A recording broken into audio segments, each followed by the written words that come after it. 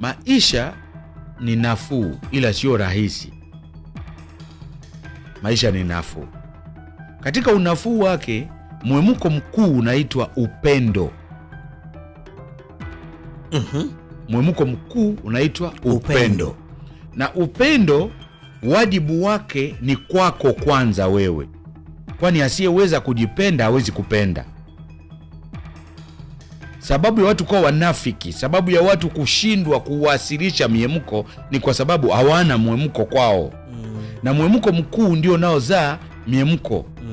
Upendo. Upendo kwako kwanza. Unajipendaje? PP. Sawa. Unajipenda wewe, kwa sababu watu wengi hawajui kujipenda. Ndio maana asiyeweza kujipenda hawezi kupenda. Utamegaje mkate usiokuwa nao? Wewe una mkate, utammegeaje mtu? Kwa hiyo ili upende inabidi upende. Kwa lugha nyepesi, ujipende utaweza kupenda. Sasa unajipendaje? Unajipenda kwa kujilinda. 1.